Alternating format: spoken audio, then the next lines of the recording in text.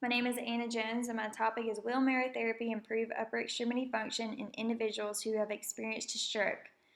Yavuser et al. Suggests that visual input of viewing the non-paretic arm in a mirror performing a motor task is transferred to the premotor cortex as successful motor function with the paretic limb.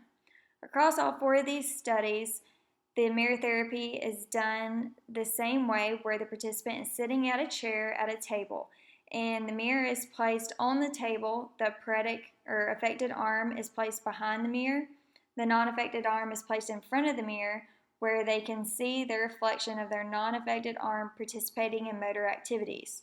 In the first study, the participants in the mirror therapy group engage in 8 functional tasks. Those tasks include reaching to press a switch, reaching to grasp a cone, grasping a small beanbag, grasping a cup, lifting a plastic bottle, lifting a cup, putting coins into a money box, and picking up and placing stones in a container. The control group, they participate in the same 8 functional activities, but there is no reflection on the mirror.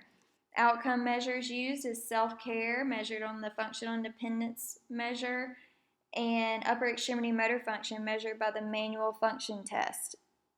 Group 2, mirror therapy group, participates in wrist and finger flexion and extension exercises with the non-paretic arm. The control group has a non-reflective mirror and participates in the same flexion and extension exercises.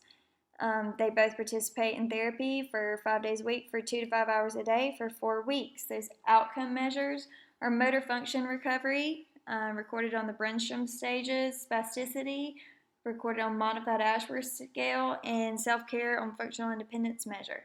Group 3, mirror therapy group, participates in non-functional tasks of the non-paretic arm, and those tasks include reaching, grasping, manipulating, folding towels, wiping a table, squeezing a sponge, doing pegboard activities, card turnover, and typing.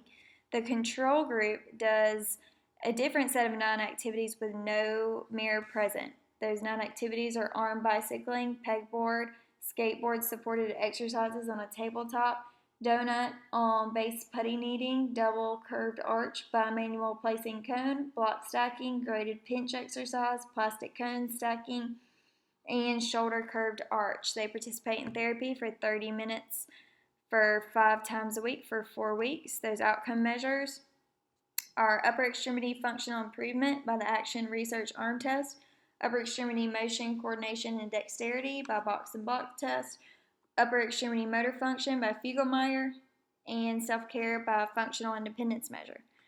The fourth group, the mirror therapy group, participated in wrist flexion extension, supination, and pronation of that non-affected arm. The control group did the same activities with a non-reflective mirror. Those outcome measures are upper extremity motor function by Fuglemeyer, upper extremity motor coordination and dexterity by Box and Block Test, and self-care by the functional independence measure. Across all 4 of these studies, mirror therapy group scores significantly higher than the control group. In this first study, mirror therapy scores significantly higher in motor function and self-care abilities. Group 2, mirror therapy scores significantly higher on motor function recovery and functioning than control group. Study 3, mirror therapy scores significantly higher on upper limb function and activities of daily living. Group 4, mirror therapy scored significantly higher in upper extremity function, coordination, and activities of daily living than the control group. There are multiple limitations across all 4 studies, including small sample size and no effect size was reported, low external validity with the limited population, no follow-up, no convenient sampling, inconsistent treatment time, inconsistent treatment of the task between the 2 groups, and no specified time for treatment. Implications for practice, education, and future research is that mirror therapy is shown to be an effective treatment to improve motor function of the paretic upper extremity due to stroke.